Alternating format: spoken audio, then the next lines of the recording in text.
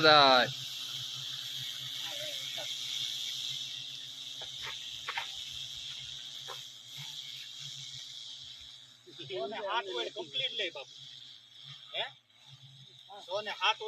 અત્યારે આમ ત્યાં તો ઓલું આવી ગયું છે ને કઈ